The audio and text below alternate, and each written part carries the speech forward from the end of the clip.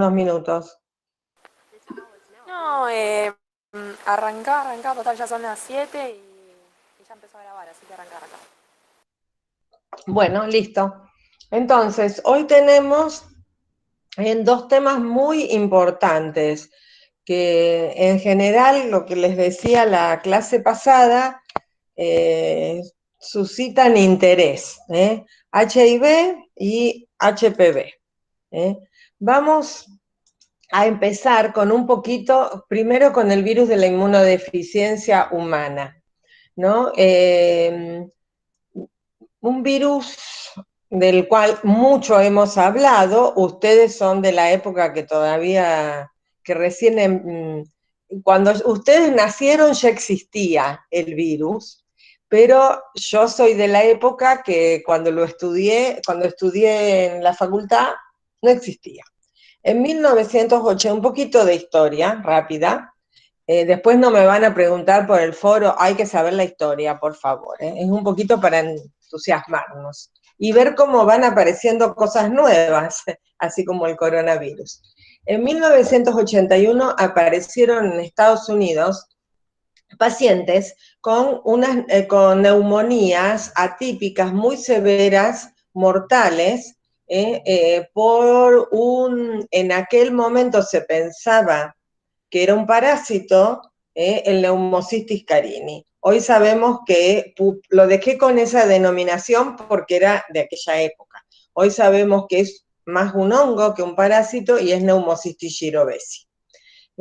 Luego aparecieron en 1982 pacientes hemofílicos. Vieron que la hemofilia es una enfermedad genética que hay una deficiencia de factores de la coagulación y por lo tanto que era la enfermedad de los reyes, de la sangre azul, porque en las viejas casas reinantes en Europa, como había mucha consanguinidad, había muchos casos de hemofilia, o había casos de hemofilia, entonces a esos pacientes se les hacía transfusiones de sangre íntegra y fresca en aquel momento y se contagiaron. Y se vio que estaban infectados por el virus de la inmunodeficiencia humana tipo 1, por un virus, todavía no se sabía. Después, en 1983, se aísla por primera vez el virus de adenopatías de un paciente infectado. Se aísla de una forma prácticamente contemporánea en Estados Unidos y en Francia. En Francia, y se les da el premio Nobel a ambos investigadores, el francés es Luc Montagnier, por haber aislado el virus, un nuevo virus que hasta entonces no conocíamos. En 1986-87 se registra el primer caso de un paciente infectado con VIH en la Argentina, recién. De todas maneras, no era un paciente, siempre cuento lo mismo, no era un paciente autóctono argentino, era argentino, pero era un comisario de a bordo de Aerolíneas Argentinas, que viajaba por todo el mundo y contaba experiencias sexuales heterogéneas y muy abundantes. Yo logré conocer en el 87 a ese paciente en la Escuela Nacional de Medicina, en la Academia Nacional de Medicina, perdón, en Buenos Aires, y ese paciente entró en fase de SIDA rápidamente y falleció. De ahí en más empezó toda la historia de estos virus, del virus del VIH o del HIV. Es un retrovirus que posee la famosa transcriptasa inversa o retrotranscriptasa, como en algunos libros la van a leer, porque hasta ese momento, virus ARN, y hasta ese momento se pensaba que los virus ARN solo podían, digamos, infectar y quedarse en el citoplasma de la célula infectada. Gracias a esta retrotranscriptasa o transcriptasa inversa, lo que hace esta enzima que posee el virus es transcribir, ahora lo vamos a ver, transcribir el ARN a ADN en el citoplasma y ese ADN introducirse en el núcleo e integrarse al ADN de la célula huésped. Por eso es una infección crónica.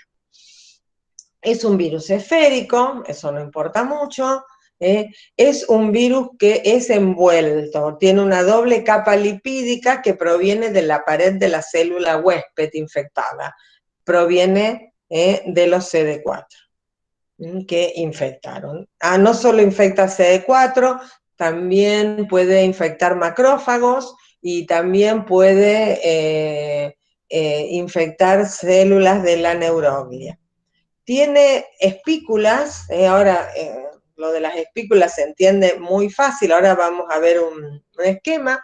Esas espículas son glicoproteínas, se entiende muy fácil por lo del coronavirus que estamos viendo. Y tienen, esas glicoproteínas son la GP120 y la GP41, que son factores de adherencia, son las adhesinas que tiene el virus para adherirse a los sitios blancos que tienen los linfocitos TCD4.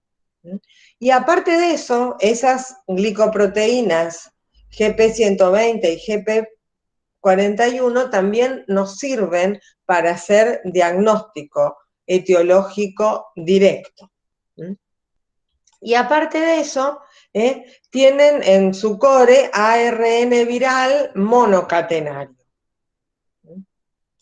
Lo que hablábamos al principio, que es un ARN envuelto con la novedad de la transcriptasa inversa. Tiene una alta variabilidad genética. ¿Qué significa esto? Que tiene una múltiple capacidad de mutación. Por eso, esas GP120 pueden mutar, y tener diferentes células blanco, sitios blancos, dentro de la célula blanco o de la célula que afecta, y hace que no podamos hasta ahora tener una vacuna, porque esa gran variabilidad genética hace que rápidamente el virus mute esos sitios de acción y por lo tanto haga que las vacunas sean ineficientes, por lo menos hasta ahora. Tocan el timbre en mi casa, pero por supuesto no voy a atender. Ese es el ruido que sienten. Cuando hablamos de un esquema, por supuesto, de la estructura del virus, vemos que tiene una cadena de ARN, ahí tiene IgA proteasas, ahora vamos a ver para qué le sirven, tiene por afuera una nucleocápside y por afuera la envoltura. En esa envoltura es donde salen estas espículas de glicoproteínas que hablábamos, que son la GP120 y la GP41, que son las adhesinas.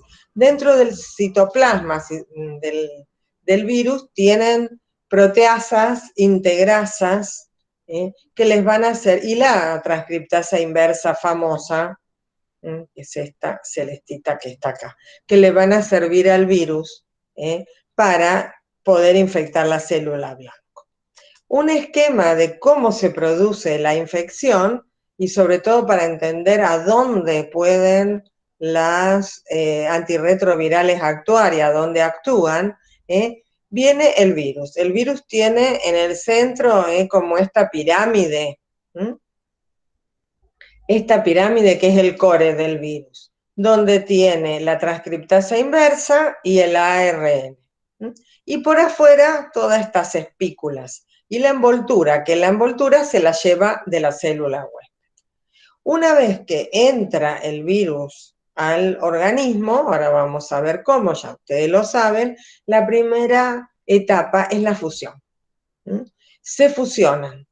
¿Por qué se fusionan? Justamente por estas glicoproteínas, que son adhesinas, que tienen receptores específicos en la membrana de la célula guía, de la célula target, de la célula blanco. Se fusionan. Una vez que se fusionan, acuérdense que tiene la misma bicapa lipídica, se fusionó y el core del virus se liberó al citoplasma de la célula blanco. Ahí se libera entonces el ARN con su transcriptasa. ¿Qué hace la transcriptasa? Transcribe el ARN en ADN. Esa es la segunda etapa, la segunda fase de la infección, la transcripción inversa, de ARN a ADN. Aquí es donde actúa la droga más antigua que nosotros conocemos contra el VIH, que es el famoso AZT, inhibiendo la transcriptasa inversa. Una vez que se generó el ADN, se copió de ARN a ADN, y en estas copias también hay variabilidad, de ahí con la integrasa que estaba en el núcleo, se integra el tercer mecanismo, la tercera fase, el tercer estadio de la infección, es la integración del ADN proviral al ADN del núcleo de la célula huésped. ¿Qué significa esta integración? Significa que toda la progenie de esta célula, todos los hijos de este CD4, él lo va a tener para siempre. Nunca más se va a librar, porque vos fíjate que lo tiene incluido en su ADN. Pero no solo él lo va a tener. La progenie de esta célula va a estar infectada. Por eso produce una infección crónica, una infección que una vez que entró a la célula, nunca más el paciente se va a liberar de este virus. Se integra, ¿y qué pasa? Luego este ADN dirige parte de la célula huésped y le dice, bueno, hace tal proteína, lo otro, la manda a la célula. Saben que los virus no tienen vida libre para replicarse, sí tienen vida libre, pero no pueden dividirse, no pueden multiplicarse, solamente pueden tener una vida libre limitada para poder infectar una célula viva. Pero para multiplicarse necesitan usar la maquinaria de la célula. En este caso, usan la maquinaria hacer nuevas proteínas. Esas nuevas proteínas van del núcleo al citoplasma del CD4, en este caso, ahí se transcriben, se ensamblan a un nuevo virión, fíjate, otra vez, espera que busco el cursor, otra vez, en forma de bala, ese core del virus, se ensambla y por gemación sale. Sale por gemación llevándose una parte de la membrana lipídica del CD4. Cuando salen muchos juntos, hay mucha replicación viral rápida, los replicadores rápidos del virus van saliendo todos simultáneos y van dejando, como dicho de una manera no académica, agujeros, perforaciones en esa célula, pueden hacerlas tallar. Por eso estas personas que son replicadoras rápidas del virus, ese periodo asintomático, ese periodo de latencia, que no es tan latencia, ahora lo vamos a ver, por lo menos muchas veces no se sabe de latencia clínica, pero no inmunológica, puede ser más corto en estos pacientes.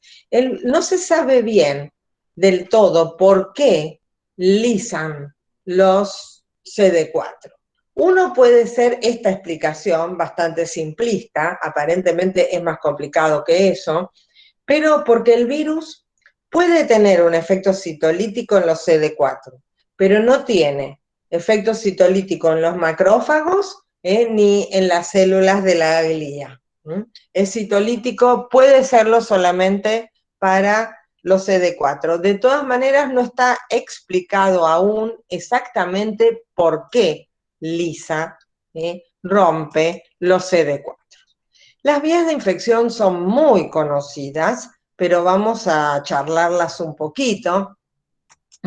Y fundamentalmente, como todo virus envuelto, se contagia por los humores, por la sangre y por los humores. Hemática fundamentalmente es por compartir jeringas, de drogas en general endovenosas, drogas ilegales, supuestamente hay drogas que, no, supuestamente no, aparentemente hay drogas que facilitan mayormente la transmisión, por ejemplo la heroína, que hay que diluirla con la sangre del paciente, entonces, o de la persona, no es paciente.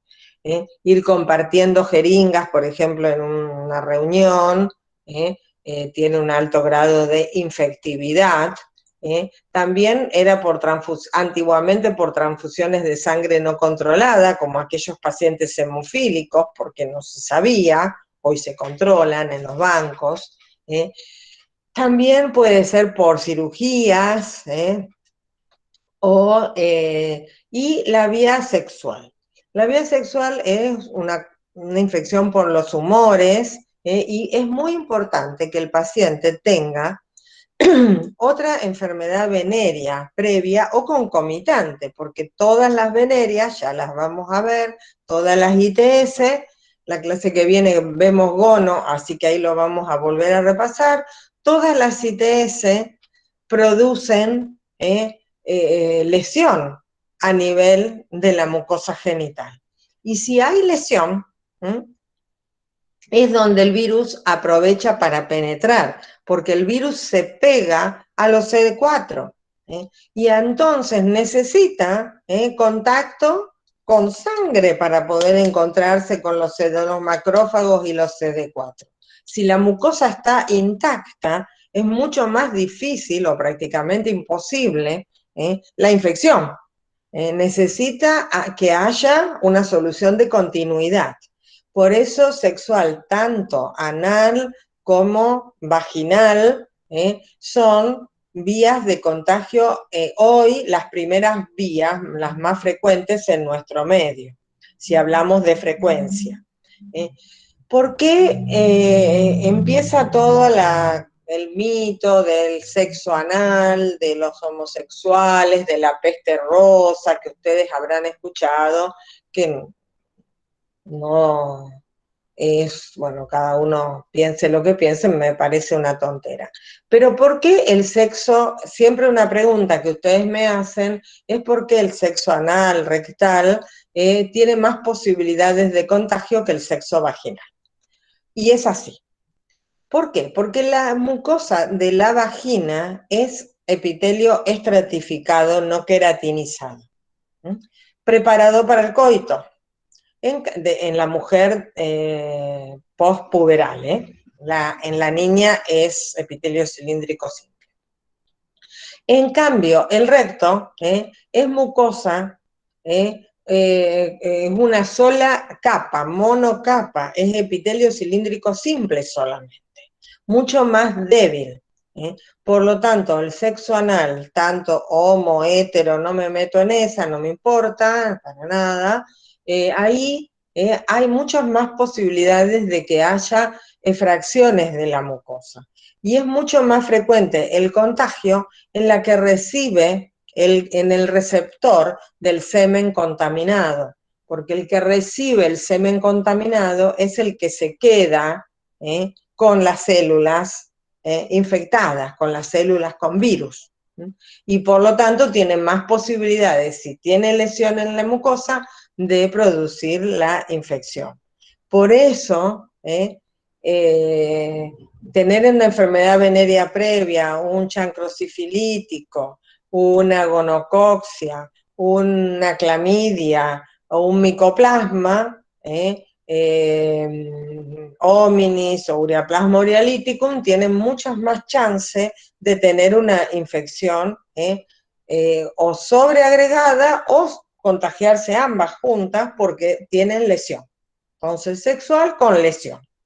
Y vertical, que puede ser transplacentaria, sobre todo en el primer trimestre del embarazo, y también las más frecuentes son las connatales, al atravesar el canal del parto, y también puede haber mucho menos frecuente, por eso no lo puse, infecciones por la leche materna.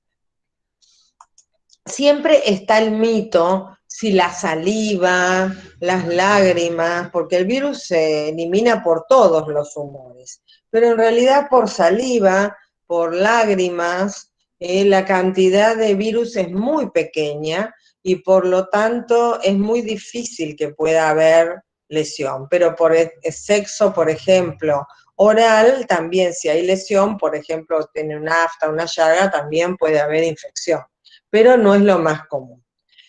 Hoy, en el 2019, 38 millones de personas están infectadas en el mundo. Las mujeres hoy constituyen la mitad o más de la mitad, son grupos de riesgo.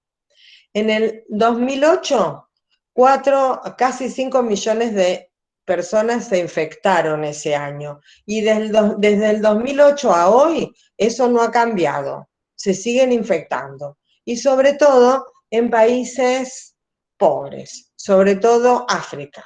África subsahariana constituye el 57% del total de los infectados. Más de la mitad de los infectados del HIV, por el virus del HIV, están en África subsahariana, salvo lo que podemos ver, la parte de África bien al sur, Ciudad del Cabo, salvo lo que es la colonización holandesa, inglesa, Sudáfrica, que también tiene índices altísimos, pero tiene menores que el resto, que sus vecinos. Solamente por medidas de control, no porque sean mejores o peores. En la Argentina, 6 de cada 1000 habitantes en edad sexual activa se consideran infectados. Y de los que se consideran infectados en la Argentina, se considera que por lo menos un tercio o más de los infectados no saben que están infectados, ignoran la condición de portadores del HIV. Vamos a ver qué pasa con la clínica del HIV, un correlato con la infección y un correlato, por lo tanto, con el diagnóstico. Cuando nosotros hablamos de la clínica, hablamos de estas 3 etapas, aunque a veces se coloca una 4ª etapa acá, que ahora la vamos a charlar. Primero, me contagié. Un paciente se contagia y tiene el primer periodo, este triangulito rosa, de la infección aguda. Que en general, acá hay virus y todavía no hay anticuerpos. Era lo que antes se llamaba el famoso periodo de ventana, se sigue llamando, aunque cada vez con las mejores técnicas se acorta ese periodo. Luego viene una larga etapa, 5 por lo menos, 10 años, pacientes que más, esa larga etapa asintomática. Algún síntoma tiene el paciente, pero la verdad que si sin pensar en las conductas de riesgo, es imposible hacer pensar en HIV. De esa larga etapa sintomática es la que precede a la etapa fundamentalmente de la inmunodepresión, la etapa de SIDA. Por eso, infección por HIV no significa SIDA. No es el virus del SIDA, es el virus de la inmunodeficiencia humana. En algunos pacientes va a progresar a SIDA y puede producir óbito, pacientes como que todos ustedes conocen, Freddie Mercury, pero hoy en día, les adelanto, esto no significa que uno no debe cuidarse, que con el tratamiento antirretroviral podemos extender esta etapa sintomática por el resto de la vida del paciente sin llegar a esta etapa de SIDA. Antes de estos tratamientos antirretrovirales, la etapa de SIDA era la etapa final del paciente, donde aparecían las infecciones concomitantes. Hoy, aunque el paciente llegue a esta etapa de SIDA, no es final, porque puede revertir con la terapéutica. Esa primera etapa de enfermedad inicial es el momento entre que se infectó y se produjo la seroconversión, es decir, aparecieron los anticuerpos circulantes. Como clínica puede tener fiebre, poliadenopatías, adenopatías inocentes, axilares, inguinales, cervicales, móviles, que no adhieren a planos profundos, no adhieren entre sí, muy inocentes. Puede tener fiebre, dolores musculares, articulares, mialgias, artralgias, como un cuadro pseudogripal. Puede tener rash cutáneos en la piel, erupciones, nadie. Puede tener náuseas, vómitos, diarrea, un episodio. En realidad nadie va a decir, wow, tengo una fase inicial del SIDA, me contagié HIV, perdón, me saco la del SIDA, me contagié HIV por alguno de estos signos o síntomas, salvo que el paciente haya tenido un contacto, tenga una noción de foco. Diga, tuve con tal persona que me dijo que puede ser. Pero ustedes ven que puede ser muy inespecífico esos síntomas. Algunos tienen esta clínica, más de la mitad de los pacientes no tienen nada en este periodo. Y algunos pueden llegar a tener meningitis por el virus, menos del 0,1%. Meningitis por el virus en sí. Luego hay ese largo tiempo de infección asintomática que en realidad tiene una latencia clínica, pero no inmunológica. El virus sigue atacando CD4, sigue creciendo, sigue molestando al sistema inmune, sigue luchando. El virus continúa su camino, pero el paciente puede no sentirlo. Pueden tener síntomas, clínicas, sí, en la gran mayoría está libre de síntomas. Cuando lo examinás pueden tener ganglios, estos ganglios elásticos, no adheridos a planos profundos, simétricos, inocentes. Si todos nos palpáramos el cuello ahora, o la ingle o las axilas, por ahí nos encontramos algún gangliecito, y qué sé yo, es porque tenemos una llaga en la boca, porque tenemos alguna caries dental, alguna gingivitis, y no significa eso que estemos contagiados. Por eso es algo muy inespecífico. El paciente en todo este periodo, por la sangre, por los humores, contagia. Por eso el problema es los pacientes que no saben que están infectados. Este es ese cuarto etapa que algunos libros hoy lo nombran como enfermedad moderada. Es un intervalo entre esta fase asintomática y la fase sintomática de la inmunodeficiencia, como un estado de alarma, de alerta, si el médico lo sabe ver. Es cuando acá viene la picada de la carga viral. ¿Por qué viene la picada de la carga viral? Porque los CD4, el sistema inmune dijo, basta, me agotó. Entonces, cuando empieza la carga viral a picar y los CD4 a bajar, ahí es donde aparece esta enfermedad moderada, que puede tener llagas en la mucosa, queilitis, puede tener infecciones respiratorias recidivantes, artralgia, herpes recurrentes, ya vamos a ver virus herpes y vamos a ver que son infecciones latentes, que una vez que nos infectamos, para siempre el virus va a estar en nuestro organismo, entonces ante la inmunodepresión el herpes aprovecha, puede tener alteraciones hematológicas, puede tener anemias hemolíticas, puede tener trombocitopenia el paciente. Tampoco, sin noción de foco, es muy difícil a veces darse cuenta, pero sí, sirve esto cuando vos sabés que cuando el paciente sabe que está infectado. Entonces, cuando el paciente sabe que está infectado, concurre al médico para el control, 3 meses, 6 meses, 1 año, depende del paciente y depende en qué estadio esté. Cuando aparecen estos signos o síntomas, ya el médico tiene que sospechar. Y aparece el último periodo, hoy es reversible, no es irreversible, de la enfermedad avanzada de la inmunodeficiencia, adquirida por el virus del HIV. ¿Cuándo aparece esto?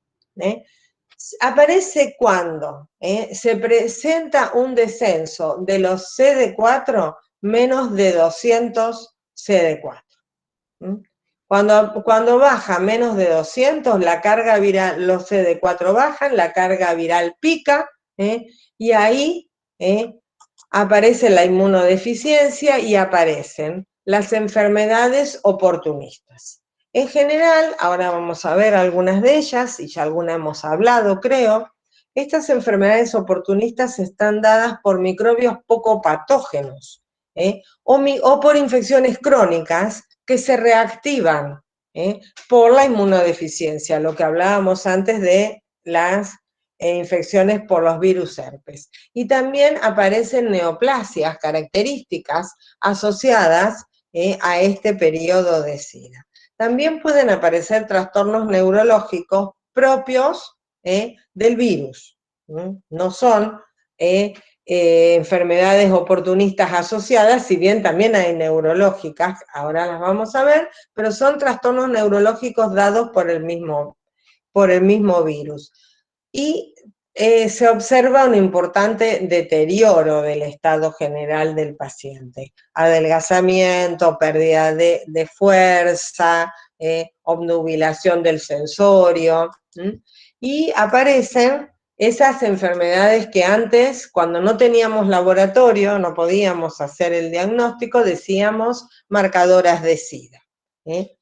Acá lo tendría que haber cambiado por Girovesi. Mira, hoy lo vi y no leí sin leer. Neumonías bilaterales, muy graves por neumocistis girovesi,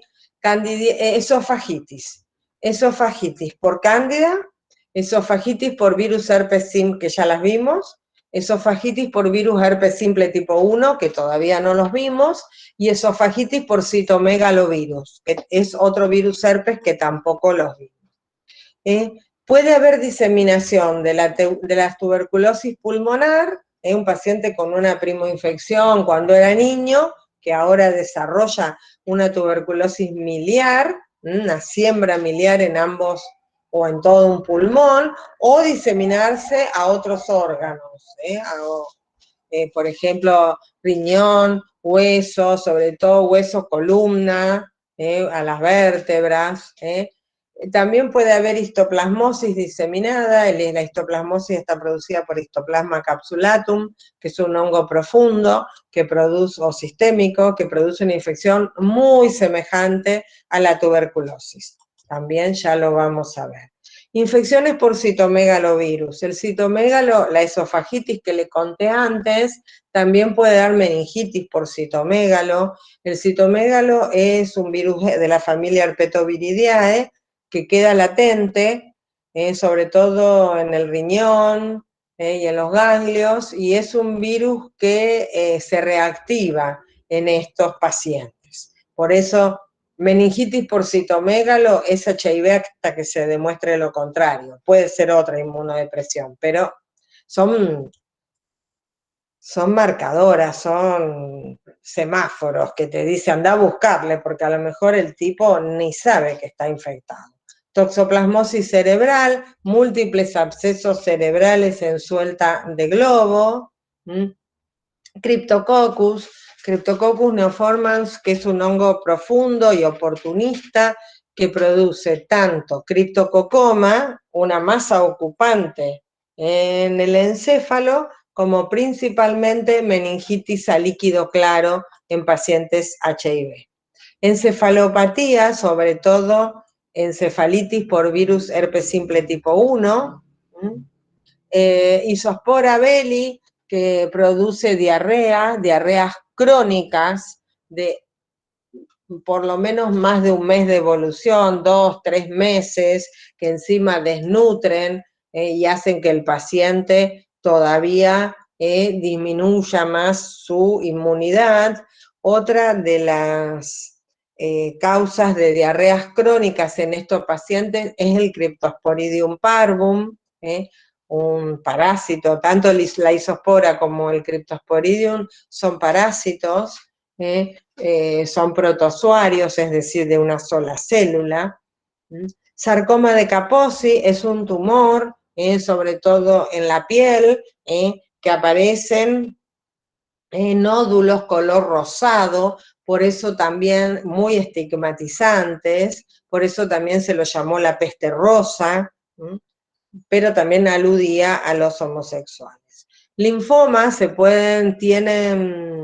estos pacientes tienen mayor posibilidad de desarrollar linfomas de Burkitt, pero otros linfomas también, es decir, y carcinomas invasivos de cérvix, de cuello de útero. Ahora vamos a ver HPV, que es uno de los cofactores para desarrollar cáncer de cérvix y neoplasias de cérvix y uterino, y lo que vamos a ver que en estos pacientes en fase de SIDA, lo que pasa es que de un carcinoma in situ rápidamente hace un carcinoma invasor. A lo mejor la paciente hace un año consultó y el PAP le daba negativo y hoy tiene un carcinoma invasivo.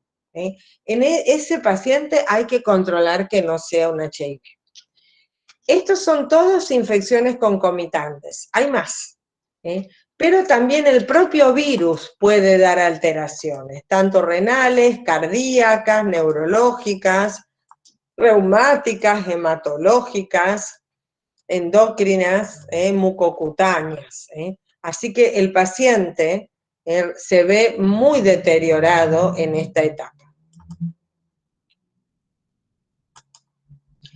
Vamos a ver ahora a correlacionar la carga viral, el contagio de cuánto virus hay en la sangre con los CD4. Vos fíjate, lo que tenemos en azul, las líneas azules, es la carga viral. El paciente se infecta. Infección aguda 3 a 6 semanas. Fíjate, se infectó. ¿Qué hace? El virus se replica en la sangre y hace un pico. Encontró un nicho ecológico divino para desarrollar. Los CD4 que venían acá muy tranquilos, muy campantes, la línea amarilla, dicen, ¿qué está pasando? Alguien me está destruyendo. Y hacen la contracurva. Este sube, estos bajan. Hasta que estos se contienen un poco y dicen, no, este no va a poder conmigo. Lo digo de una forma muy poco académica, pero para entender este gráfico, porque de entender este gráfico se entiende cómo hacemos el diagnóstico. Por eso quiero explicarlo así de una manera un poco burda, discúlpenme.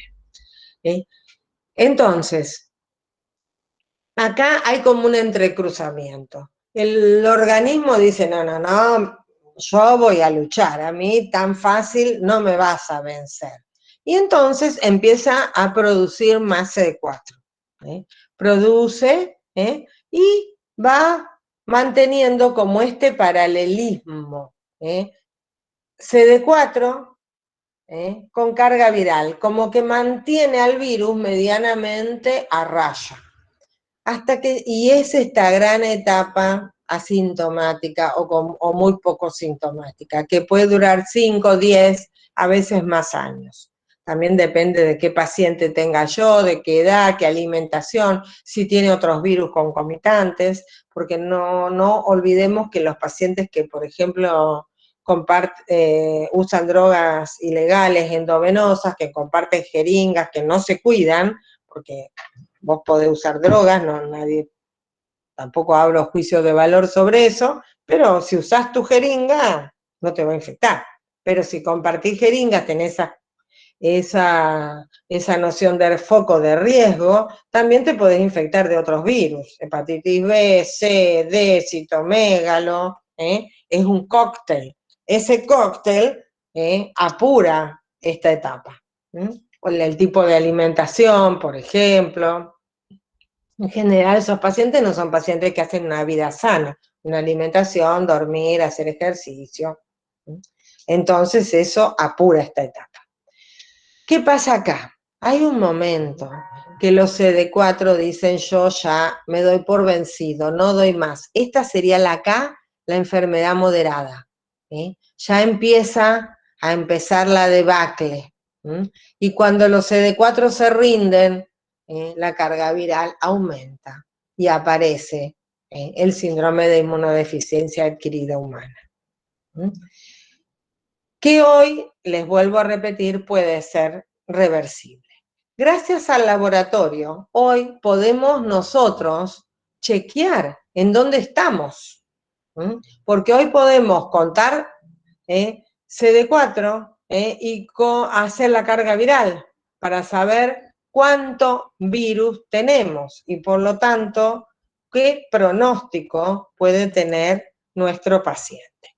Este es el mismo cuadro, pero lo que tenemos acá es una correlación entre las copias del virus, es decir, la carga viral, lo rojo, con el cultivo. Ustedes saben que nosotros, que los laboratorios clínicos con los que ustedes van a trabajar, no van a hacer cultivos de virus en general, salvo que trabajen con Malbrán, con algún, no de Buenos Aires. No van a hacer cultivos porque ya les explicamos que los cultivos para virus son en células vivas, hay que tener una tecnología especial, se contaminan, contagian, son lentos, y que hoy tenemos otras técnicas que las podemos usar mucho más fáciles en los laboratorios, como la búsqueda de antígenos o la genómica, la biología molecular, para poder detectar de forma directa el virus. ¿Se acuerdan que habíamos dicho que de virus, vamos a repasar, lo que es el diagnóstico clásico? Visualizarlo no se puede porque en ninguno de los laboratorios clínicos tenemos MET ni lo vamos a tener. Y el cultivo tampoco lo hacemos. Entonces nos quedan las otras dos patas del diagnóstico directo: búsqueda de antígenos y genómica o biología molecular. En este cuadro lo que estamos viendo es que el cultivo siempre es el gold estándar, siempre es a lo que nosotros apuntamos a que sea lo más parecido, pero vos fíjate que la carga viral tiene el mismo correlato que el cultivo. Por lo tanto, para hacer diagnóstico, ¿para qué les muestro esto? Para que vean que la carga viral tiene un uso tan interesante y tan fehaciente para el médico, para el paciente, como si estuviéramos haciendo cultivo. ¿Cómo hacemos el diagnóstico? Bueno, acá aparecen diferentes opciones. Podemos buscar anticuerpos.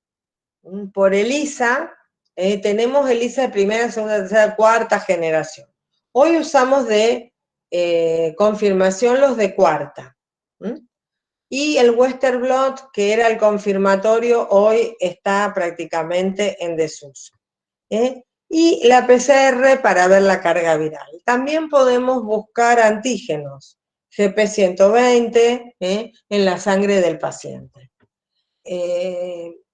dice que el 60% tienen clínica, pero esa clínica es tan inespecífica que sin noción de foco, sin que el paciente te cuente, pude haberme contagiado, muy difícil llegar. Cuando el diagnóstico se basa en diferentes estadios de la enfermedad. En la enfermedad inicial, esa que casi nadie sabe que se contagió, ¿qué hacemos? Podemos hacer, en esa enfermedad inicial, caso ideal, viene un paciente y te dice, tuve relaciones sexuales o compartí jeringa con una persona que ayer, o la enfermera que se pinchó, o el médico que se pinchó o se cortó con un bisturí de un paciente infectado. A ese, cuando llega, que recién se infectó, ponele, enfermedad inicial, carga viral, o antígenos, porque tiene el virus en la sangre, si tiene alta sospecha clínica. Ahora, viene un paciente que te dice, yo, doctora, tuve 3, 4 parejas sexuales en mi vida, y ahora ando por la calle y se me ocurrió, no tendré SIDA o no estaré contagiado, o qué sé yo, ahora no sé, perdí de vista las personas con las que estuve, o me fui de vacaciones a Brasil, siempre Brasil es un poco infeccioso, a Punta del Este, y tuve relaciones, era típico que me cayeran en marzo, abril, al laboratorio esos pacientes. Los anticuerpos acá van a demorar entre 2 y 12 semanas en aparecer en esta enfermedad inicial. Así que yo le puedo hacer anticuerpos. Si me da negativo, le voy a decir, y bueno, tiene que esperar a ver si le da positivo. Y si no, carga viral. En ese largo periodo amarillo de infección asintomática, hay una larga, hay anticuerpos. Así que acá lo que hago es recuento de CD4 y la carga viral. Viene el paciente convicto y confeso, ya sabe que tiene HIV, ¿cómo sigo al paciente que me dice, yo ya tengo anticuerpos, soy HIV? El paciente viene y te pregunta, doctora, ¿ahora qué hago? ¿Cuándo me voy a morir? ¿Qué me va a pasar? ¿Esto que tengo acá es Kaposi? Pero yo lo tuve de chiquito, ¿pero será Kaposi de chiquito? Y empiezan todas esas elucubraciones con la gente sabe. Entonces, para seguir a ese paciente, recuento de CD4 y carga viral. El virus no se elimina nunca, el paciente sigue teniendo el virus. Y viene el otro paciente, el paciente que anda por la calle, creo que es el 2 de diciembre, el 1 de diciembre, el Día Nacional de la Detección del HIV, y ve un puestito de los chicos de la BIA, porque ahora no, de la Facultad de Medicina, que están haciendo una detección del virus en la calle. O tiene una pareja nueva y los dos deciden que van a ser, no me sale ni la palabra, que van a ser fieles, porque en general se dice que nadie muere sin cuernos, no lo sé, pero bueno, dejémoslo ahí, cada uno hará un examen de conciencia, y entonces dice, va al puestito y dice, che, yo no estaré infectado, la verdad que yo nunca me enteré de nada, no sé nada, pero quisiera saber. O se va a operar y el médico le dice, ¿no querés hacerte? Tenés que preguntarle, no podés hacérselos de prepo si el paciente no te autoriza. Entonces, ¿qué se hace en esos screening, muestreos poblacionales? ELISA. El paciente no tiene noción de foco, yo no estuve con nadie, no sé nada, no uso drogas, soy bueno, soy blanco, bueno, los que usan droga también son buenos. Pero nunca tuve parejas que me enteré de nada, doctora. Si es negativo, en esos screening poblacionales, si no son de foco, descarta. Si es positivo, esos ELISA que son rudimentarios, de screening, baratos, sencillos, porque no vas a hacer uno de cuarta generación para a lo mejor el 1, el 2%, el 6% que te dé positivo. Lo repetís. Cuando lo repetís por uno de cuarta generación, si sigue siendo negativo, ese positivo se repite. Porque puede haber, eso no se los dije, puede haber falsos positivos por otras, con estos screening, con estos ELISAs baratos, ponele, ELISAs de campo, puede haber falsos positivos. No falsos negativos, sino falsos positivos. Se repite con uno de cuarta generación, bien hecho en el laboratorio, con sangre, no sangre del dedo, no saliva, y se ve. El que es negativo brinda con champán, se asustó, se agarró un julepe de las... pero no tiene nada, y es positivo, está confirmado con el ELISA de cuarta generación. Tiene anticuerpos. Por lo tanto, si tiene anticuerpos circulantes, está infectado. Por lo tanto, va a estar infectado para toda la vida. Por lo tanto, acá este tipo, ¿cómo lo sigo? Cuando me dice, ¿y ahora qué? ¿Cuándo me voy a morir? ¿Qué me va a pasar? ¿Cómo lo sigo?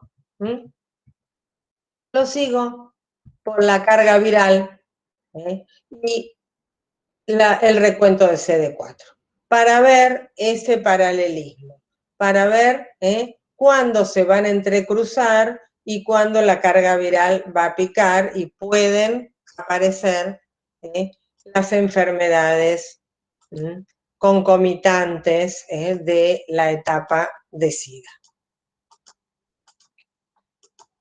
Por eso depende el estadio del paciente y qué paciente tenga, qué voy a hacer. Cuando una enfermera se pincha, un médico se pincha, se corta con el bisturí. Fíjate, esto queda entre nosotros. A la población general le tenés que decir que es un virus sumamente infectivo, pero no es un virus tan infectivo en realidad. Vos fíjate que una exposición percutánea de una enfermera que se pinchó con una aguja que le sacó sangre, por ejemplo, a un paciente HIV, tiene el 0,3% de riesgo. En las mucosas, 0,09%. En la piel sana, menos, prácticamente no existe, menor a 0,09%. Y también esto depende mucho, este 0,3%, depende mucho de la carga viral que tenga el paciente, de donde viene la sangre. Si el paciente tiene una carga viral 0, es improbable que se contagie. Ahora, si el paciente está en una fase de SIDA con una carga viral altísima, 2000 copias, ahí te la quiero ver. ¿Qué se hace? Por eso te digo, bueno, siempre me adelanto al power, es normal. ¿Qué marcadores hay de qué rumbo toma esta infección? El inóculo, la carga viral, la ruta, si es percutánea, directamente cortó con la hojita de bisturí, sangró y siguió con su propia mano, que puede pasar a un cirujano medio inexperto. El tipo de accidente, también las heridas punzocortantes, porque cuando inocula, ahí queda dentro la sangre. Por eso, por ejemplo, si la enfermera se pincha, el médico se pincha o se corta, hay que abrir la lesión, hacer sangrar y poner rápidamente iodopovidona o antisépticos que sean jabonosos, lavar, o si no tenés antisépticos, lavar con agua y jabón, con detergente, porque se acuerdan que era un virus envuelto y por lo tanto los detergentes, los jabones lo inactivan. Así que si se pinchó hay que abrirlo y lavarlo. Y a esos pacientes se le hace, no importa, esto no es para ustedes, apenas es una enfermedad, es de denuncia obligatoria dentro del nosocomio, del hospital donde vos estés trabajando, te pinchaste, te cortaste, tenés que avisar al director.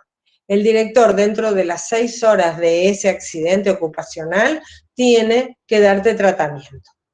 Después, de haberte dado ese tratamiento, de un régimen básico o expandido, también de acuerdo a qué pacientes tenga, hay que seguir a ese personal, para ver si se infectó o no, porque lo más posible es que no se haya infectado. Otra vez me adelanto al Power, lavado y cepillado con detergente, glutaraldehído, denuncia obligatoria, tratamiento inmediato, porque el tratamiento inmediato hace que en este caso el virus no se pueda pegar a los CD4. Por lo tanto, en ese momento el tratamiento es curativo, por eso se lo hace muy rápido. Y también, aunque parezca una contradicción, se deben hacer los anticuerpos al paciente en el momento cero de la infección. ¿Por qué? Porque a lo mejor el personal de salud que se pinchó ya tenía anticuerpos, ya estaba infectado y no lo sabía, en el mejor de los casos, y también ha ocurrido que personal de salud que sabiéndose infectado se pinchó a propósito para hacerle pagar al nosocomio haberse infectado. Eso ocurrió en Estados Unidos, acá por supuesto que no te pagan nada. Por eso haces anticuerpos al tiempo cero para ver si, porque si tenés anticuerpos apenas te pinchaste, esos anticuerpos no son de este pinchazo, son que estabas infectado antes. Al mes, a los 3 meses y a los 6 meses de ocurrido el accidente.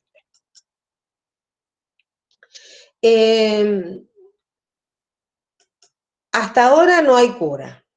Lo que sí podemos hacer con el tratamiento antirretroviral bien suministrado y que el paciente adhiera al tratamiento, no es fácil que adhiera, porque hoy en día es más fácil porque son mucho menos cantidad de cápsulas las que tiene que tomar, pero si adhiere y lo hace bien, la carga viral es indetectable, es cero, y el paciente puede vivir, enfermarse y morirse de otra cosa.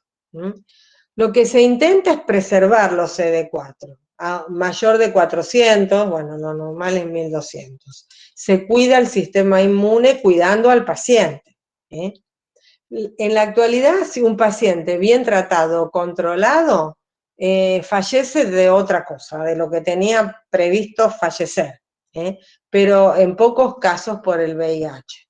La enfermedad se controla, el paciente queda como portador, el paciente hace una vida normal, y salvo la medicación que tiene que tomar y los controles, y el paciente no llega nunca a SIDA. Ahora vamos a empezar con el papiloma humano. Yo les diría, no sé si están vivos o muertos, papiloma es más corto, así que en media hora terminamos. ¿Quieren hacer preguntas ahora o quieren que las dejemos todas para el final? Profe, yo tengo una pregunta. Dale. Con respecto a la etapa asintomática, en una de las diapositivas decía que puede durar entre 5 a 10 años. ¿Puede ser que se acorte esa etapa asintomática y dure menos, 1 año, 6 meses, 2 años?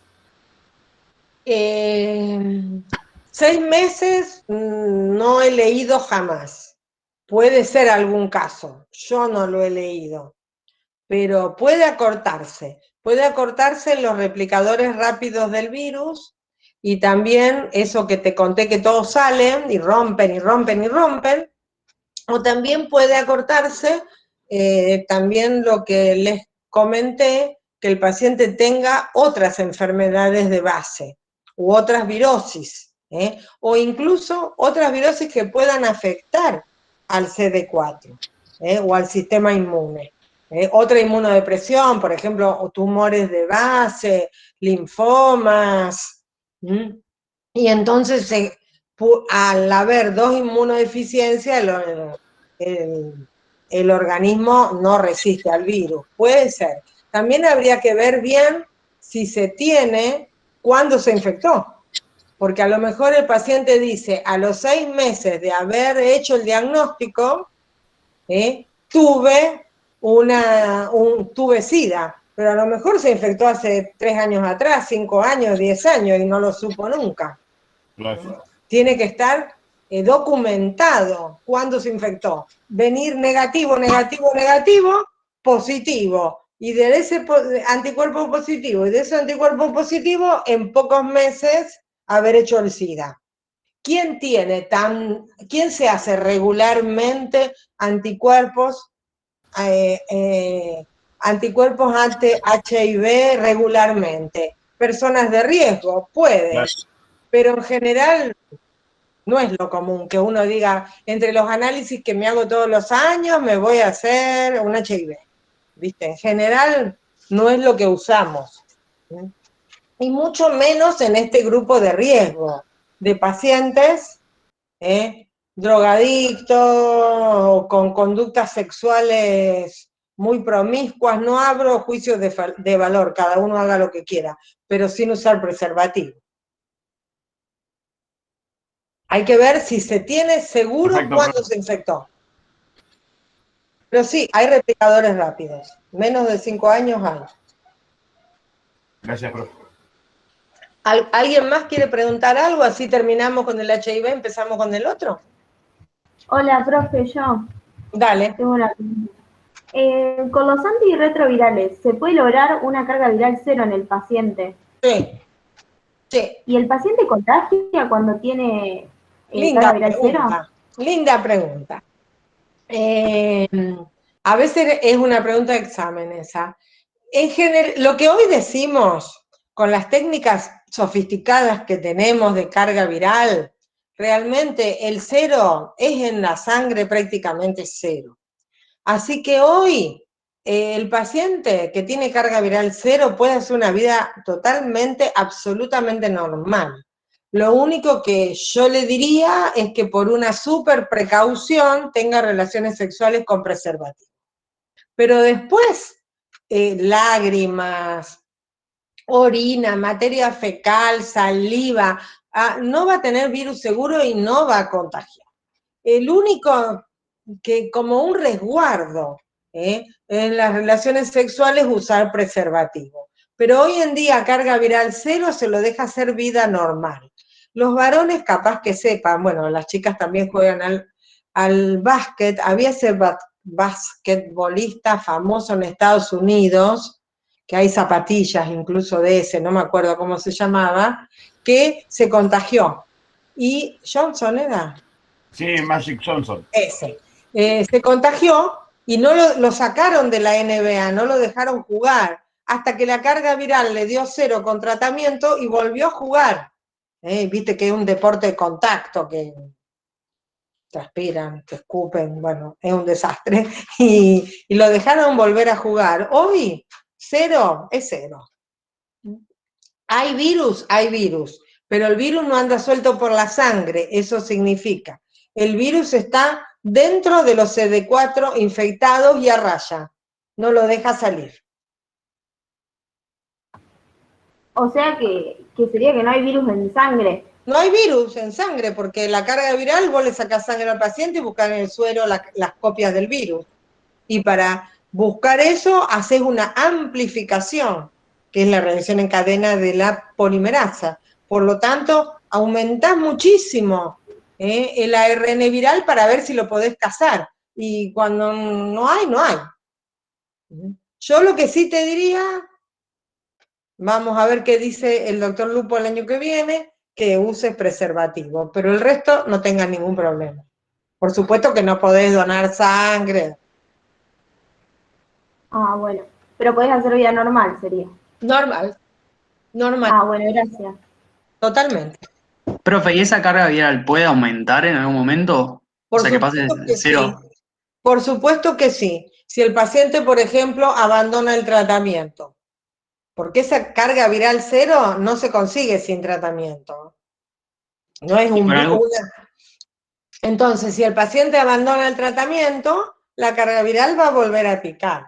O también si hay infecciones concomitantes que afecten al sistema inmune, o si hay patologías concomitantes que afecten al sistema inmune, por ejemplo, leucemias, linfomas, otros tumores que afecten al sistema inmune, Eso también puede hacer que la carga, por eso el paciente no tiene que abandonar el tratamiento. Hay pacientes en ese primer periodo que se la arreglan solos, sin tratamiento, y que mantienen al virus a raya sin tratamiento. Muchos de los virólogos, los infectólogos, lo que hacen, que atienden HIV, si el paciente adhiere, que viene a la consulta periódicamente, que se hace la detección de CD4 y carga viral, lo dejan. Y cuando ven que el sistema inmune está en descenso, ahí los CD4, ahí le ponen tratamiento. Y algunos hasta los hacen dejar el tratamiento por un tiempo, y continúan sin tratamiento con la carga viral cero.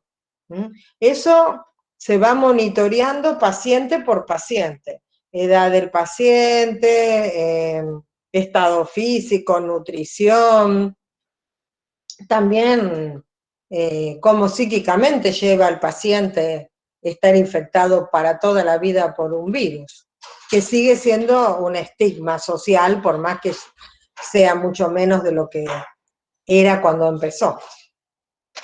Pero puede seguir sin tratamiento con carga viral cero un tiempo, hasta que después pueden volver a poner el tratamiento. Profe, tengo una duda. Dale. ¿El tratamiento con el antirretroviral puede ayudar con otras infecciones virales o es exclusivo del HIV? No, de lo que yo sé es exclusivo del HIV. Por lo menos los cócteles que se le dan son para este virus. Pero no es mi especialidad el tratamiento. Profe, ¿este tratamiento tiene efectos secundarios? O sea, ¿le baja la calidad de vida? No, hoy en día cada vez menos. Cuando comenzaron estos tratamientos eran múltiples dosis por día y había algunas de las drogas que podían dar síntomas digestivos, rayos cutáneos, pero hoy en día cada vez menos, son muchísimo menor la cantidad de dosis y efectos adversos más tolerados. Así que hoy en día, la verdad, y aparte, teóricamente es un tratamiento gratuito, porque es una enfermedad que el Estado provee los medicamentos, teóricamente. Y las obras sociales tienen que reconocer también este tratamiento, que son tratamientos caros. Pero, por supuesto que los pacientes que tienen obras sociales o prepagas acceden de una manera más sencilla al tratamiento. En cambio, por ahí los pacientes que van a los hospitales públicos, bueno, ustedes todavía no han podido ir al Centenario, pero hay y van a buscarlo, a veces no hay entrega de las drogas, es complejo, no es fácil adherir a un tratamiento que lo tengas que hacer de forma crónica. También ahí depende mucho qué pacientes tengas. Si tenés un drogadicto que se va de vuelo una semana y está tirado drogado por ahí, ese no hace el tratamiento. Y ahí, cuando los abandonos de tratamiento, por eso son de múltiples drogas, para evitar la resistencia, y los abandonos del tratamiento son justamente los que favorecen la aparición de resistencias. Hoy en día en cada uno de esos pasos que vimos, de esos 6 pasos de cómo el virus infecta a la célula, en cada uno de esos pasos actúan diferentes grupos de antirretrovirales. Y hoy se está trabajando en el primer paso, en la adhesión, en drogas que inhiban la adhesión, que son en realidad lo que todos aspiramos, a que no pueda adherirse. Si no se adhiere el virus al CD4, no lo infecta, no hay forma de que pase la infección. Pero bueno, eso el año que viene con el doctor Lupo lo van a ver bien, que es el especialista. Profe, perdón. No. Puede seguir, amiga. Gracias. Hay una chica que justo preguntó yo también, que está la profilaxis preexposición. No, posexposición. No, yo hice el año pasado la electiva de sexualidad y decían que es preexposición que se le dice. Bueno, pero la verdad que es, bueno, sí, se hace. Pero eso, en realidad, sí, se hace. Pero ¿a quién encontrar, para ser sincero, ¿a quién encontrás de estos pacientes que tengan conducta de riesgo que te avisen? Voy a tener una conducta de riesgo. ¿Me das la profilaxis preexposición? Es bastante difícil. No, capaz que en el personal de salud que está expuesto se podría hacer. No vale la pena en el personal de salud. Por eso que te digo del riesgo, que es 0,3%. Y vos, si el personal de salud se pincha, hay que darle tratamiento ya. Porque Profe, ¿cómo le vas a dar tratamiento preexposición a un cirujano que opera 3 tipos por día? Tiene que tomar todos los días. Es inviable. Es muy lírico, con las teorías nuevas, pero es inviable. Una enfermera que trabaja todos los días en un hospital, ¿qué le va a dar todos los días? Salvo, qué sé yo, una cosa muy especial, algo que vayas a hacer a un paciente que tenga una carga viral altísima y lo tenés que operar sí o sí. Igual tenés que tomar las medidas de bioseguridad para todos los pacientes igual, porque ya te digo, los cirujanos operan y si el paciente no sabés quién tiene y quién no tiene. Así que las medidas son iguales para todos, con HIV o sin HIV. Y realmente eso es bastante, se puede hacer, pero es inviable.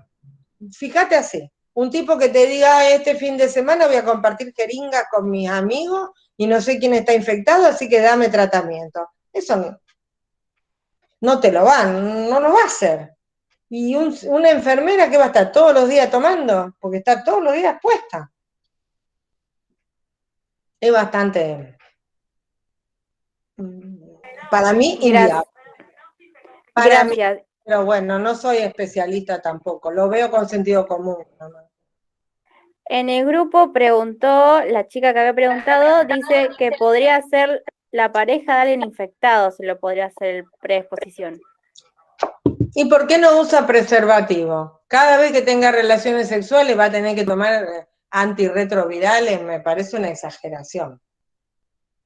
Hay que hacer una carga viral al infectado y usar preservativo.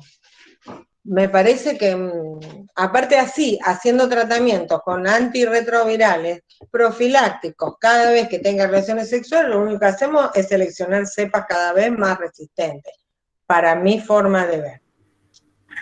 Porque las medidas esas que te dan son muy líricas, todo muy... Vos lo escuchás y te parece que sí, pero en la práctica son bastante complicadas. Mi forma de ver, otra vez. Selma, sí. En la electiva lo planteaban el año pasado como tratamiento concomitante, por ejemplo, en grupos poblacionales que están muy expuestos al virus, como el caso que vos comentabas hoy de África. Entonces, a las parejas de pacientes HIV positivos se los trata, más allá de los métodos de barrera de protección, con terapia antirretroviral como para disminuir el riesgo a la mínima expresión. Pero se utilizaba en grupos poblacionales donde había un índice de contagio muy alto. Mucha circulación viral. Claro, mucha circulación viral, y bueno, planteaban en esos casos. Creo que la OMS lo está utilizando en ese sentido, pero ya te digo, en lugares donde había una incidencia altísima. Claro, porque vos fijate que en África hay poblaciones que tienen más del 50% de las personas infectadas. Prácticamente las personas de determinados grupos etarios, por ejemplo, entre adolescentes y adultos jóvenes, prácticamente hay poblaciones que llegan hasta el 60, el 70% de infectados. Ahí es otra cosa. Pero si lo analizar, y aparte también no tienen acceso al diagnóstico. Entonces, al no tener acceso al diagnóstico, es a veces más barato dar tratamiento profiláctico antes que estar haciendo el diagnóstico, o a veces también son personas que no van a volver, así que lo haces a mansalva, digamos, cuando podés, vas, eso es otra cosa, vas, y por ejemplo llega un grupo de la OMS, de Médicos Sin Frontera, a una población, y hace un tratamiento así profiláctico, llamémoslo cuasi masivo, a mansalva, antes que nada. Ahí es otra cuestión. Pero acá, así, no lo veo.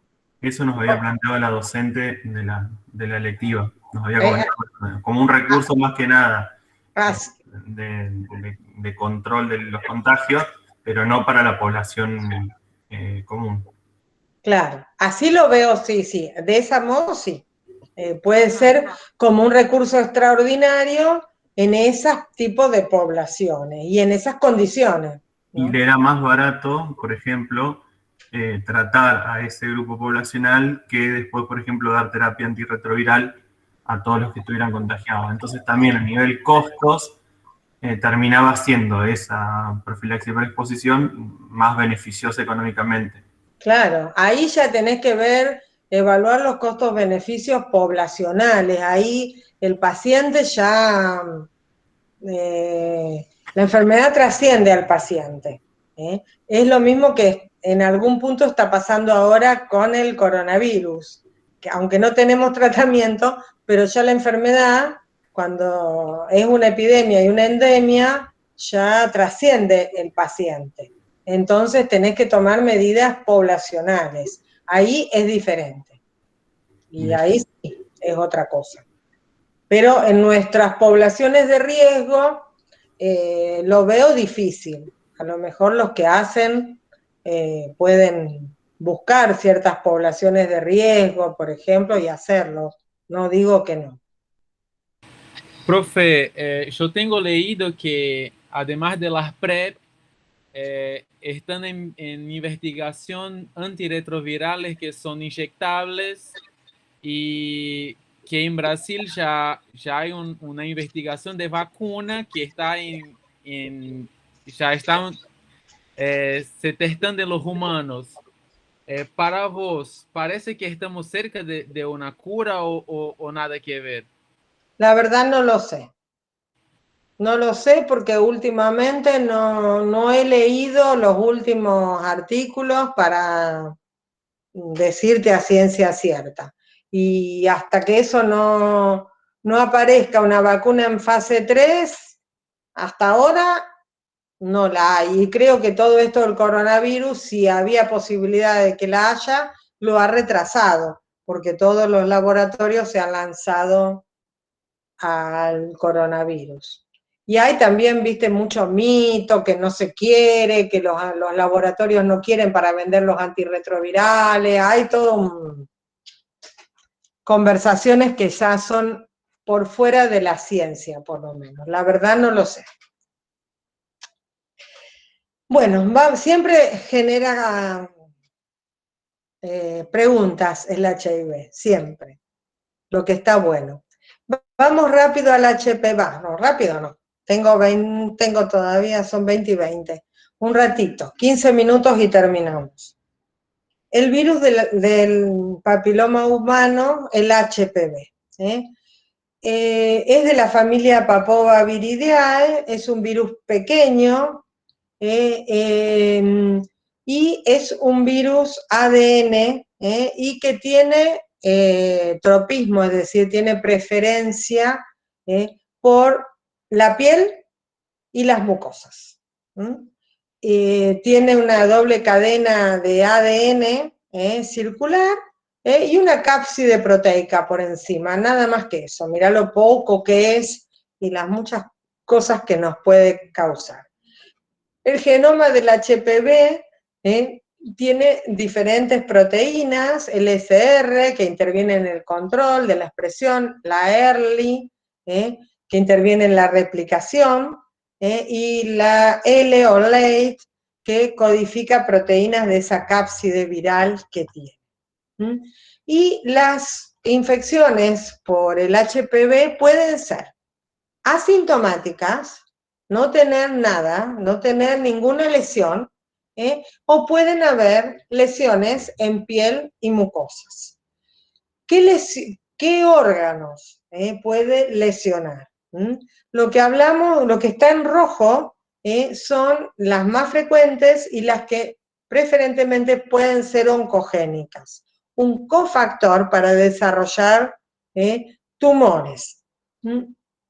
Y las que están en azul, las localizaciones son localizaciones benignas, molestas, antiestéticas, pueden complicarse con infecciones o con sangrado, pero en general es raro que puedan malignizar o que puedan ser un cofactor para aparición de tumores. Los genitales, vulva, vagina, en el cérvix, en la mujer, uretra, pene, escroto, en el varón, la vejiga, en el uréter, mucho más raro, ano y área perianal y el periné. Ha aumentado cáncer de ano y cáncer de pene en el varón por las prácticas sexuales. En la piel, condilomas acuminados clásicos, en la lengua, en la cavidad bucal, laringe, tráquea, bronquio, cavidad nasal, esófago, conjuntiva. ¿Cómo hace el ciclo de vida en el cérvix? Y fundamentalmente en el cérvix porque es un cofactor para lo que ya les dije, desarrollar el cáncer de cuello, cáncer de cérvix. Fíjate, tiene que haber una lesión en la mucosa. La mucosa del cérvix. Tiene que haber o de la vagina. Tiene que haber una lesión. Ahí el virus entra e infecta las células basales de la piel o de las mucosas. Una vez que estas células están infectadas, primero infecta la capa basal, al revés de lo que todos pensamos, con la lesión. Y después estas células se van multiplicando y se van a ir llegando a la superficie, y en la superficie, con la descamación natural de la piel, se van a ir perdiendo las células infectadas con el virus, que estas partículas virales van a ir a infectar otras personas u otros sitios del cuerpo del mismo organismo.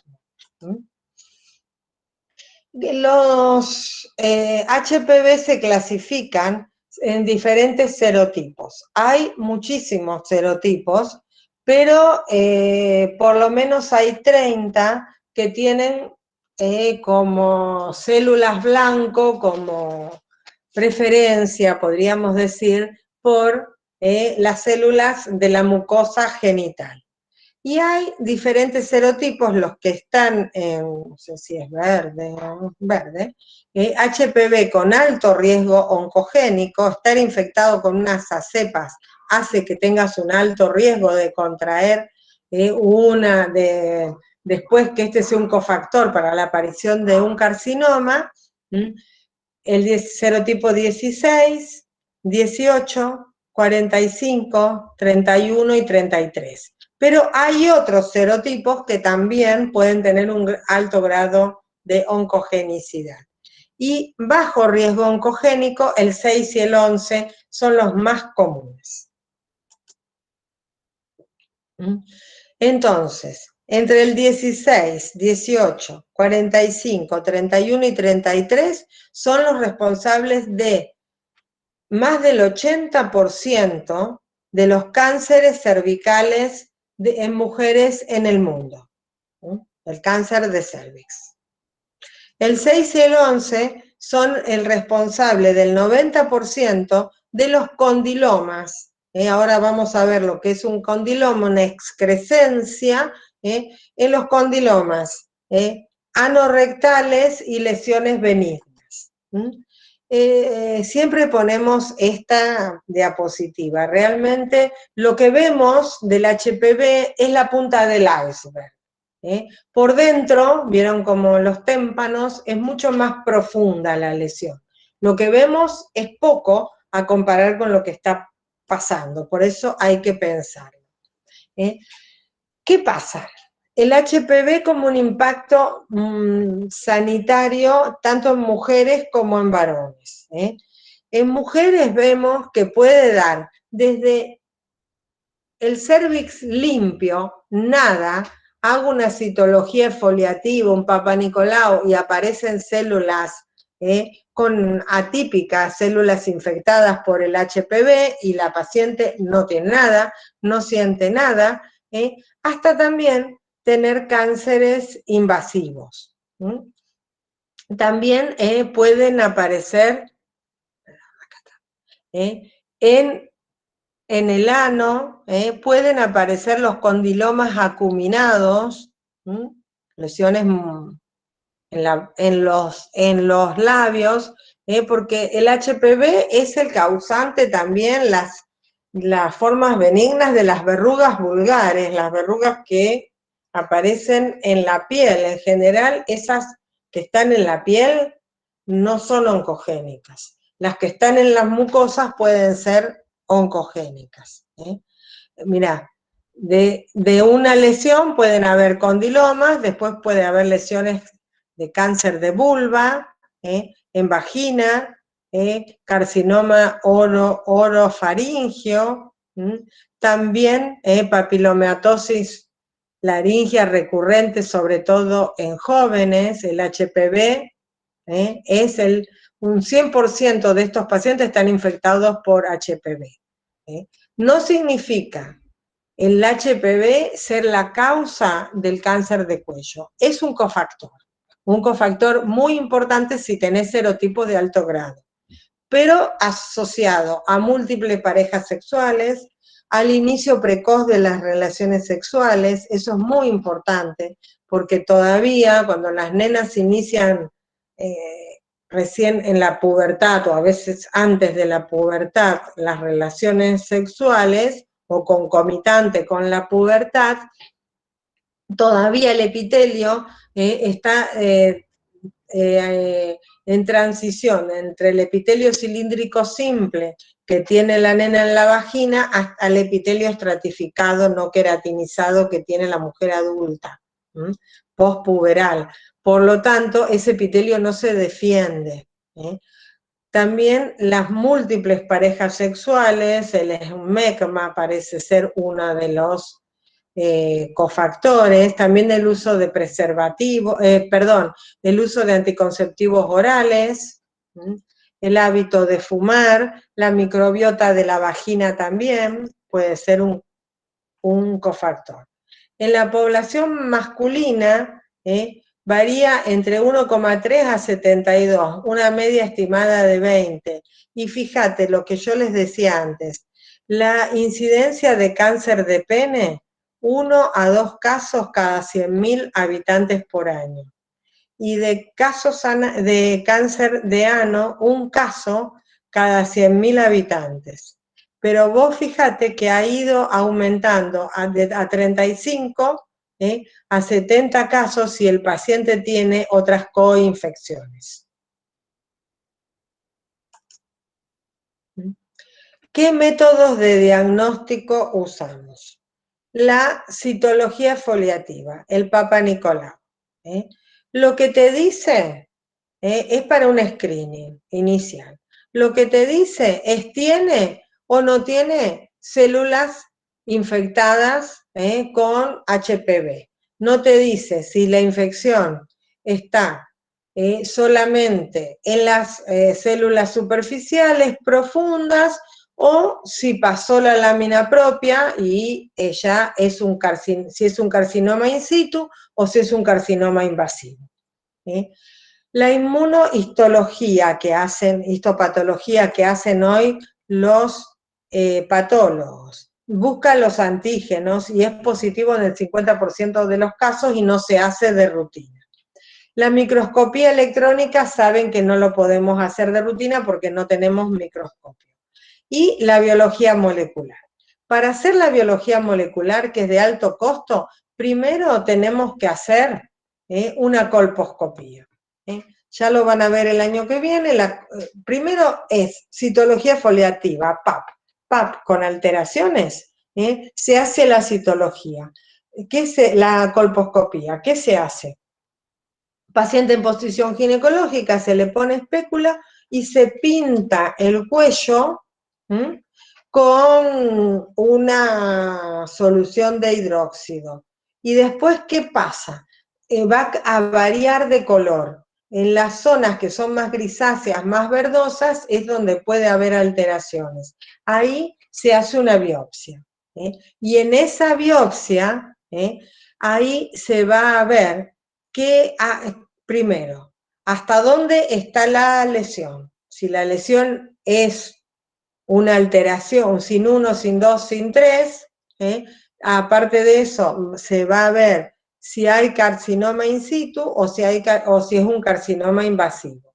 Porque ahí la terapéutica, lo que vamos a hacer va a cambiar. Y ahí vamos a hacer, aparte de la anatomía patológica para ver el grado de lesión, de esa misma biopsia vamos a ver por PCR, vamos a hacer la biología molecular para saber qué serotipo de HPV tiene el paciente.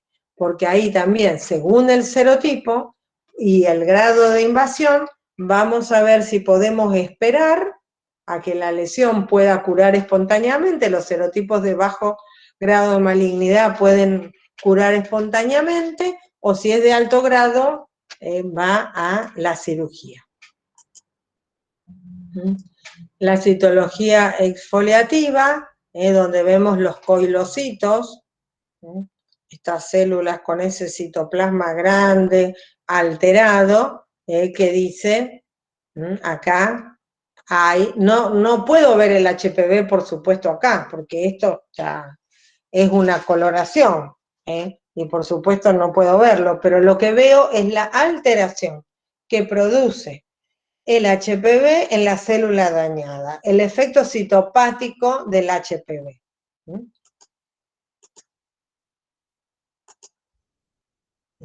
Hago la colposcopía, se ve feo. Y con esa biopsia que tomo de la colposcopía, hago la biología molecular para tipificar qué tipo de HPV tengo. Pongo múltiples para ver los más comunes, los malos, 16, 18, 33, 6 y 11. Estos, para que lo vean solamente, lo van a ver en el laboratorio. Si ya no lo vieron, eso no me acuerdo. Se toma la muestra, se procesa en un termociclador, y con ese, en el termociclador, lo que vamos a hacer es el ADN viral lo vamos a separar, para poder así dosarlo y ver qué tipo de ADN tienen, qué serotipo tiene, perdón. Y hay vacunas. Ya sé que es tema de defensa, pero bueno, se los ponemos acá, en defensa lo vamos a ver. Hay 2 vacunas disponibles en nuestro medio, la Cervarix, que tiene antígenos del 16 y del 18, las principales cepas, que se coloca 0, 2 y 6 meses. Y la Gardasil, que aparte de tener el 16 y el 18, tiene el 6 y el 11. Las dos tienen aluminio como adyuvante, y hubo una campaña, que a lo mejor ustedes, algunos sí, tuvo una campaña que se vacunó todas las niñas de 11 años, y hace unos años también se vacunaron todos los varones de 11 años. ¿La vacuna previene la infección por HPV totalmente? ¿Puedo tranquilamente andar por la vida sin usar preservativo y decir nunca voy a tener cáncer de cuello? No. ¿O nunca voy a tener cáncer de pene, de glande, de ano? No. Porque la vacuna, como ustedes están viendo, previene contra la infección de los serotipos más frecuentes y de alto grado de oncogenicidad. También se ha dicho que al sacar, digamos, de circulación estos serotipos, otros de menor grado u otros que no circulaban en nuestra población pueden ser que ocupen este nicho ecológico. Es un costo, un riesgo más un costo, un riesgo que se toma. Pero bueno, la vacunación indudablemente con esta salvedad de que hay que seguir usando preservativo a pesar que el HPV es un virus muy pequeño, desnudo, que en algunos casos puede pasar el látex del preservativo. La prevención es educación, vacunas, tratamiento oportuno y screening. Todos los años las mujeres hacerse el Papá Nicolau en la citología foliativa. Bueno, hasta acá llegamos. No sé si quieren hacer alguna pregunta de esta segunda parte. Hola, profe, buenas noches. Yo tengo una pregunta. Dale. ¿Es un riesgo hacerse depilación definitiva al ser un virus que puede resistir a algunos fomites? No, depilación definitiva con láser, no es un riesgo. No, porque viste que el transductor del láser lo envuelven en un material estéril, así que no creo. La verdad nunca lo pensé, pero no creo. Lo voy a pensar y lo voy a buscar la semana que viene, te digo. Creo que no. Buenísimo, gracias. Pero lo voy a estudiar a ver qué pasa.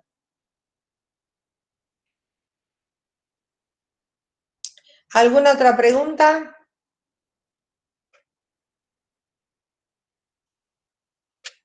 Bueno, si no hay más, dejamos acá. Gracias, Delfina, como siempre. Nos vemos la semana que viene. Creo, no me acuerdo bien, pero creo que es neiserias, clamidias y micoplasma. Así que es una clase linda. Perfecto, profe. Nos Muchas vemos. gracias. Gracias, Gracias, profe. gracias. Buenas noches. Gracias, Chao, profe. profe. Gracias. Gracias, Delfina. Gracias, hasta luego. Profe, chao. Chao, profe.